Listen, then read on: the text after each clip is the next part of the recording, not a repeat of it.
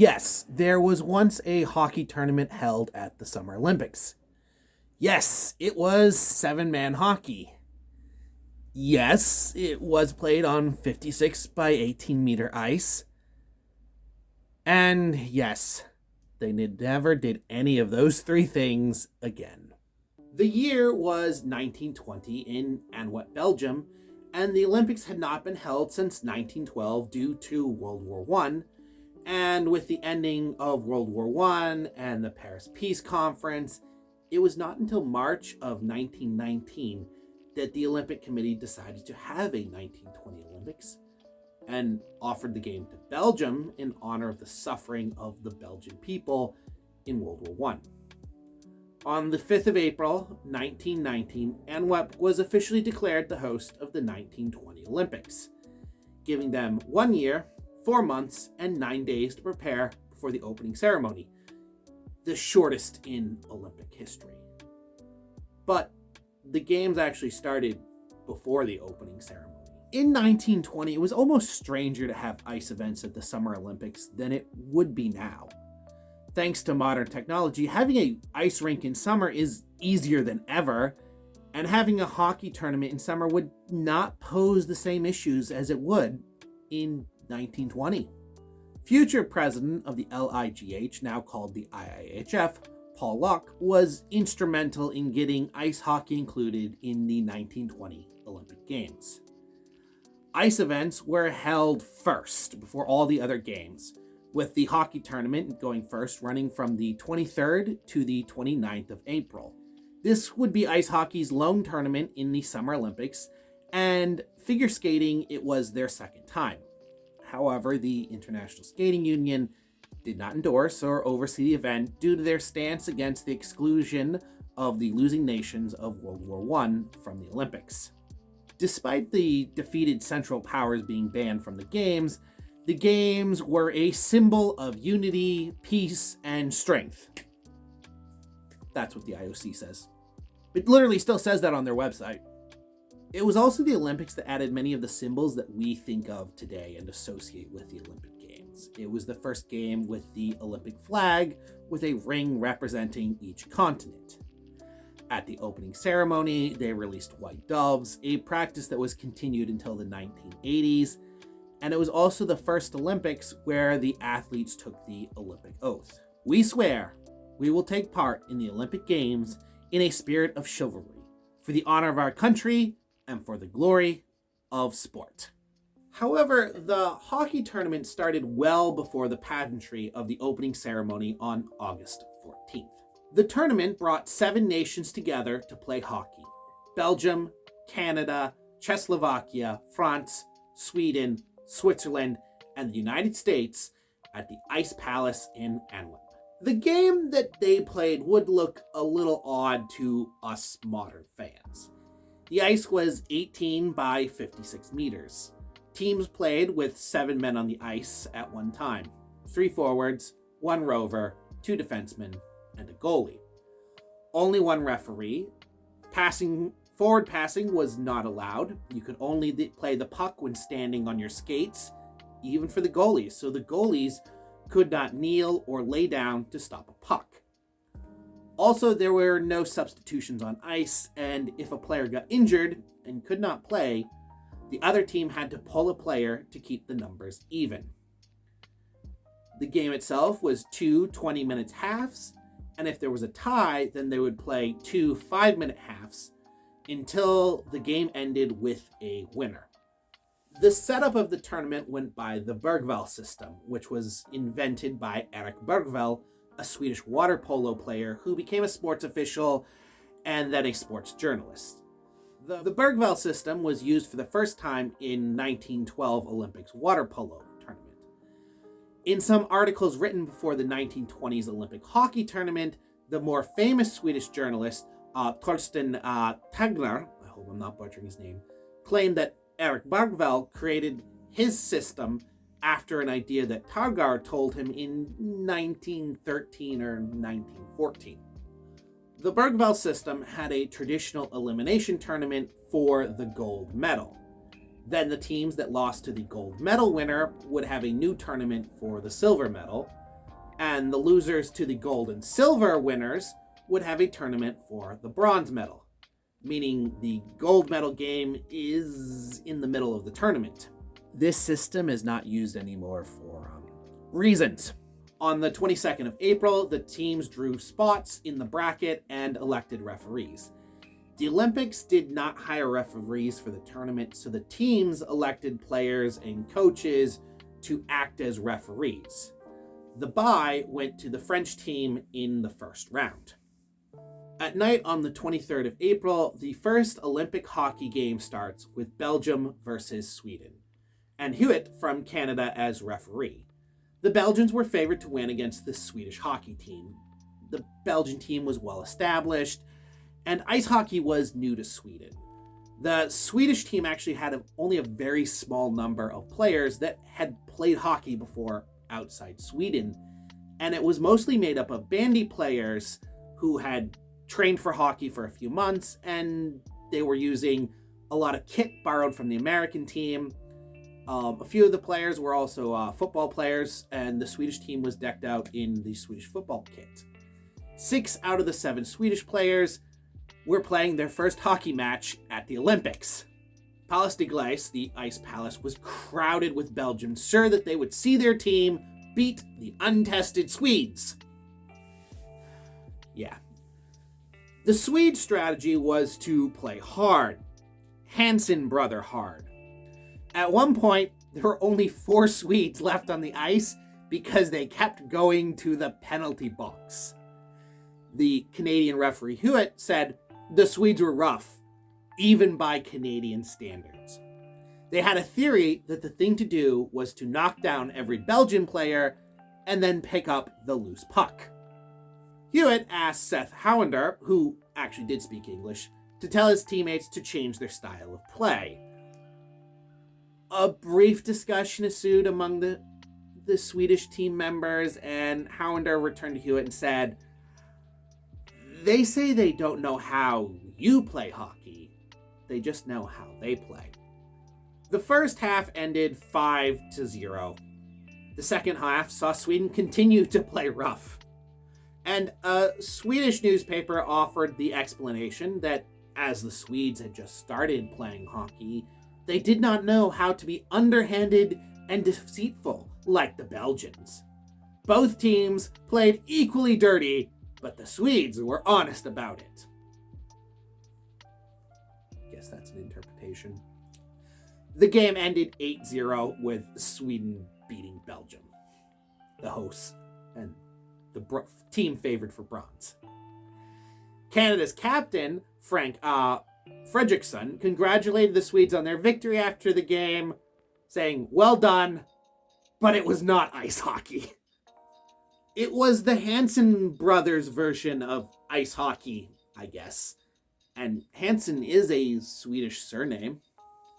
The next game started at 5 p.m. on the 24th of April, and it was between the United States and Switzerland. A Swiss player had jokingly said, "Don't kill us," to an American player on the 22nd when spots were drawn. The U.S. team managed to score 4 goals in 1 minute of playtime and ended the first half at 15-0. In the second half, 2 American players went to the penalty box, one for 2 minutes and one for 5 minutes for kicking the puck, which is funny to us because I see so much puck kicking watching Asia League. Despite being 2 men short, the U.S. still scored. Unlike the other teams, the U.S. team actually had numbers on the back, and the game ended 29-0. After the U.S.-Swiss game at 9:30 p.m., the game between Canada and Czechoslovakia started. Unlike the other teams, the Canadian team was not an all-star team. It was the Winnipeg Falcons, the winner of the Allen Cup. This meant that they had more ice time together and worked very well together as a team. All but one player on the Winnipeg Falcons was an Icelandic Canadian.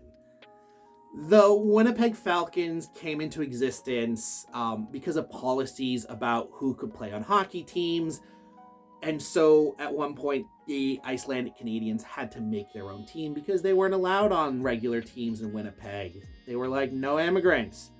No sons of immigrants. No Icelandics. We're gonna build a wall around Iceland, and the Quebecians are gonna pay for it. The Canadian team was described as looking like they were having fun, and they often used very methodical attacks that used the whole forward line. The first half ended 7-0, and the game ended 15-0. At 5 p.m. on the 25th of April, the Sweden versus France match started. After the Sweden-Belgian match, the Belgian crowd was on France's side. The war was also recent enough that who had been allies played into how the crowd felt about teams.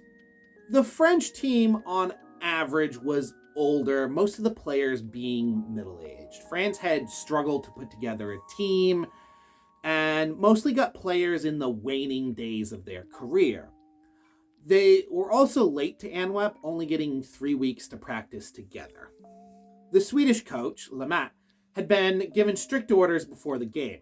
Play for the spectators, take it easy, and above all, don't play rough.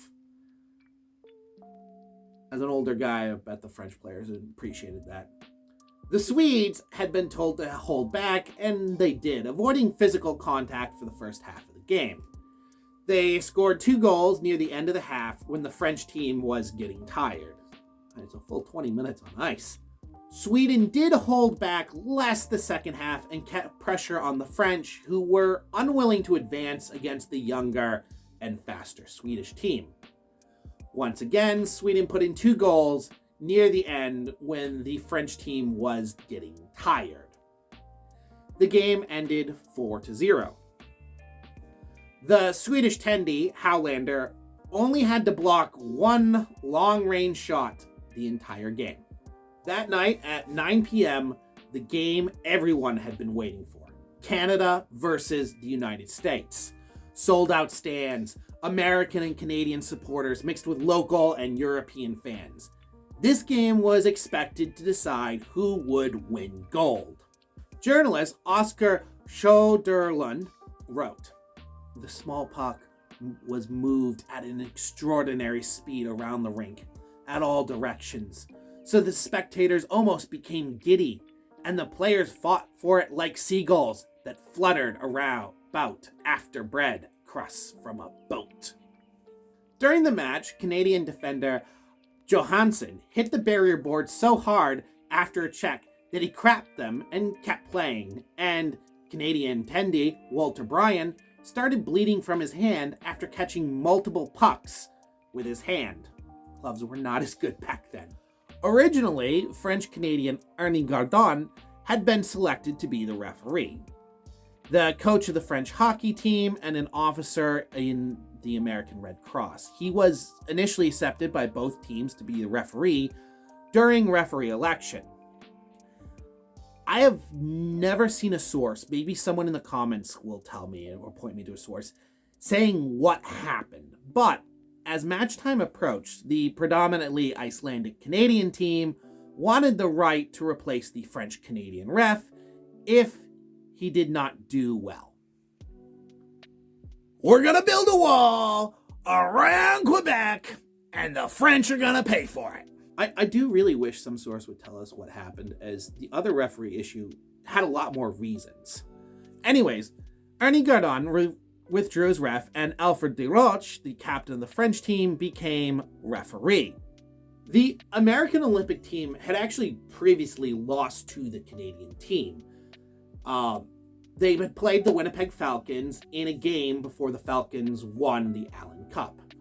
The American team was built of all-stars from 3 different clubs that were individually skilled, but they did not have the history of teamwork and cohesion that the Falcons did. The Falcon back-checking stopped U.S. rushes, and it forced the U.S. team to fire from long range. At the half, the score was 0-0.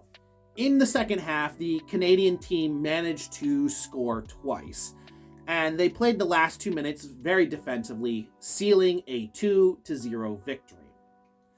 After the game ended, a major scuffle started between the 2 teams for the puck to take home as a souvenir. The USA ended up winning that battle. At 10 o'clock on the 26th of April, the gold medal match between Canada and Sweden started. Sweden found itself in the position of playing in a gold medal match that they did not and no one expected to win. This prompted Sweden to change the roster to give some of the injured and more accomplished players a rest so that they would be fresher in the silver and bronze matches. Despite this, the Swedes still kept their aggressive play style and they launched multiple attacks on the Canadians. At about the 15-minute mark, one of the attacks landed true and Rover Stevenson scored the only goal against Canada in the 1920s Olympics, and the only goal by a defeated team in the 1920s Olympics. The first half ended 5-1. Sweden was performing better than anyone expected. The play became faster and more intense the second half, and Canadian defenseman Johannesson was injured and had to leave the ice.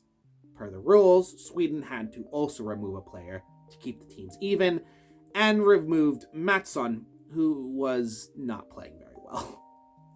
The game ended 12-1, with Sweden being surprisingly successful against the Canadians.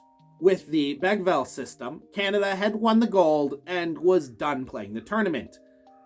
They actually went out and played tourist, visiting battlefields for the next few days. At the end of the match, they gave their sticks away to the Swedish team as mementos. Now it was time for the silver tournament that would see all the teams defeated by Canada play for silver. At 10 o'clock on the 27th of April, the silver medal tournament started between the United States and Sweden, meaning Sweden had to lace up the skates for a third day in a row. The bye was given to Czechoslovakia. I would think it would make more sense and be more fair for the team that got the furthest and played the most recently to be given the bye. I am not the only person to say that, and it will come up in the aftermath of the tournament. Sweden played very defensively under coach's orders for the first half, only allowing 2 skaters on the attack. This led to a 5-0 US lead at the end of the first half. The coach, Lemaitre, wanted to preserve the Swedish players for the bronze match, but at halftime he relented to player demands and allowed more aggressive play in the second half. In the second half, US player Herb Dury and Swedish player Gerd Johnson were both injured. This stopped Herb Dury from competing in the next match, the silver medal match. The match ended 7-0 with the United States winning, but everybody observed they didn't play as well when Sweden was playing more aggressively. The silver medal game took place on the 28th of April between the United States and Czechoslovakia. Czechoslovakia had played very defensively against the Canadian team in their one match so far. Learning from the Swedes' better performance in the second half of yesterday's game, the Czechoslovakian team played hard and aggressively. The ref, Paul Locke, the player coach of the Belgian team, was criticized later for doing a poor job refereeing the game and keeping play clean and calling fouls. It was his first of 13 times refereeing Olympic hockey games. The play only became rougher as the game continued. The United States scored 7 goals in the first half and 9 in the second half. After the US-Czechoslovakia silver medal game, the bronze medal tournament started that night with Sweden playing Switzerland. Once again, Czechoslovakia had the bye, meaning that Sweden would be playing for the 4th night in a row. The game started at 11:30 at night. Originally, Paul Locke was supposed to be the ref and was backed by the Belgian organizers, of which he was one. Sweden protested this, citing adverse attitude from the Belgian audience and the Belgian leaders since Sweden beat Belgium. We're gonna build a beautiful wall, around Sweden, and the Germans are gonna pay for it. Remember, the Belgian team and organizers expected them to be the bronze winning team and blamed Sweden's rough and aggressive play for them not being in the run for bronze. Unlike the earlier ref that teams had an issue with, Ernie Gardon, who withdrew when the Canadian team had an issue with him, Paul Locke was removed by the Belgian organizers after all the non-Belgian teams supported Sweden. Likely the poor play and unsportsmanship that was allowed in the last game he refereed played into the teams turning against Paul Lowe. Canada's captain, Frank Fredriksson, was chosen to be the referee for the rest of the tournament. Sweden fielded some of the less experienced players and brought on some of the backbench to keep the most important players ready for the bronze medal game. Switzerland could not keep up with the Swedes. In the first half, Switzerland made one shot on goal that was blocked, and that would be the only shot on the Swedish goal. None of the Swedish attempts ended up in the net in the first half, leaving the first half to end in a tie 0-0. The second half saw Sweden press on the goal less, and this opened up the Swiss defenders, moved everybody out. It's not a very big rink, and Sweden managed to score 4 goals in the second half, ending it 4-0 for Sweden. The games opened with Sweden playing, and they would end with Sweden playing. Sweden played every day of the tournament except for the 24th for a total of 6 games. Meanwhile, this was Czechoslovakia's 3rd game. They hadn't won a single game yet. The last game would see the exhausted Swedes play the favored by byes Czechoslovakian team. The only goal came when Czechoslovakian captain Schlubeck made a long-distance shot. Swedish defender Einar Lundell tried to stop the puck with his hand, but only managed to touch it so that it changed direction. This change in direction took the goalie, Seth Howlander, by surprise, and the puck glided into the goal. Despite the Swedes having 16 shots on goal to the Czechoslovakian 2, the first half ended with only that Czechoslovakian goal. The second half saw Sweden attack even harder. There was debate on ice and among the crowd if a puck had crossed the goal line, but it was ruled to have not crossed the line by the referee. Remember, they did not have the cool cameras we have now. Under pressure, the Czechoslovakian Tendy resorted multiple times to flipping the goal over to stop play when the Swedes put too much pressure on him. Czechoslovakian skaters would shoot the puck up over the barrier to stop play and give them a reprieve. In a moment that would be all over Facebook, Instagram, TikTok, Twitter, my prison pen pal if it happened now, a frustrated Czechoslovakian player used his hockey stick like a sword on the face of downed Swedish player Einar Lundell. Einar Lundell lost consciousness and was bleeding from his nose and mouth. He had to be carried off the ice, and both teams decreased to 6. It would take half an hour for Einar Lundell to regain consciousness. I mean, I get being frustrated. I completely understand people who swing their sticks at the boards, but to go after the face of a guy down on the ice is a bit extreme. Also remember, they didn't wear helmets back then. The one Czechoslovakian goal went unanswered, even after 32 shots on goal by the Swedes in the second half.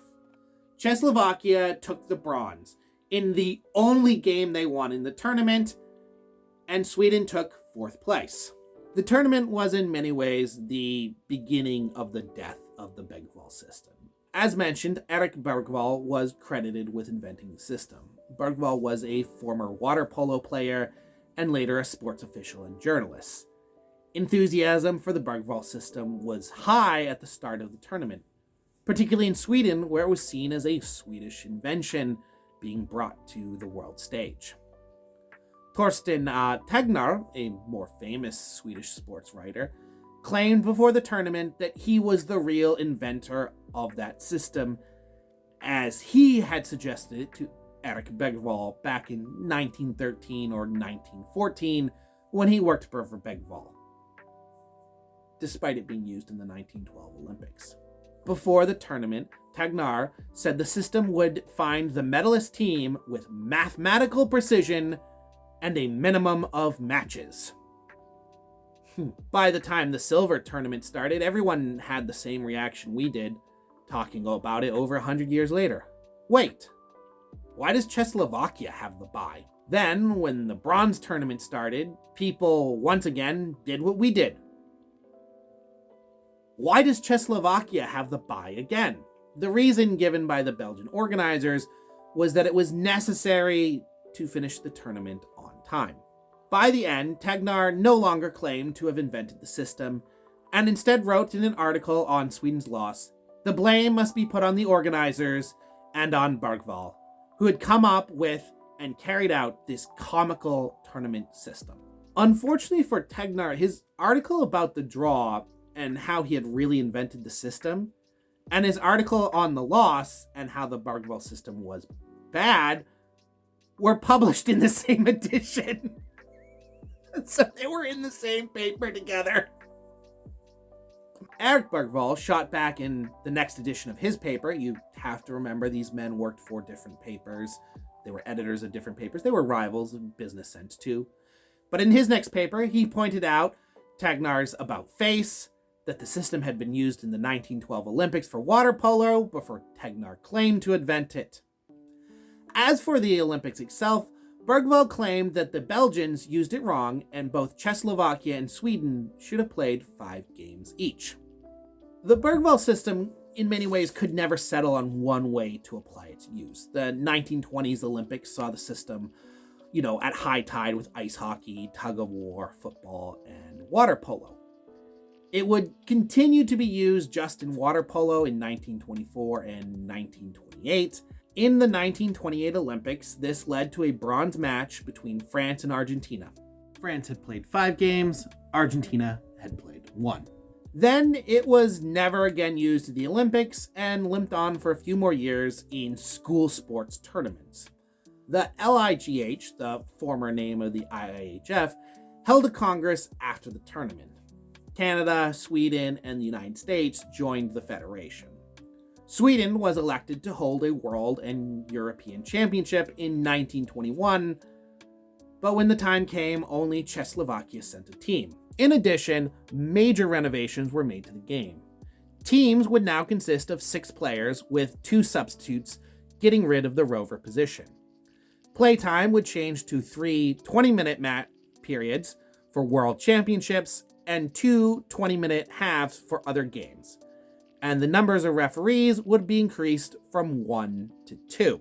It's sort of weird to think about. So Paul Locke, I mentioned him there. He didn't do a great job reffing, whatever. He would go on to do more reffing. His big thing, though, was his involvement with the LIGH, and he expanded it a lot. He was president of the LIGH for the longest period of anyone in history.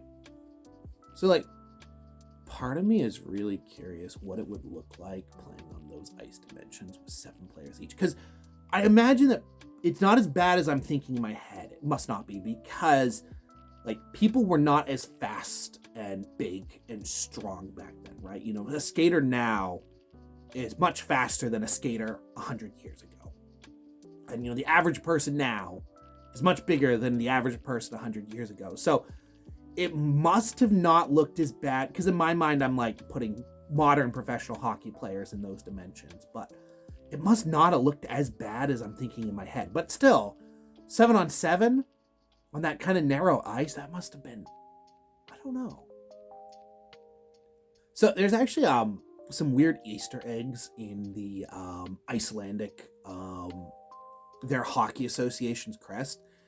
So they have the Falcon, the Winnipeg Falcons. They were talking about an Icelandic Falcon, so the Falcon's there. And also the flames out of the volcano look like a maple leaf.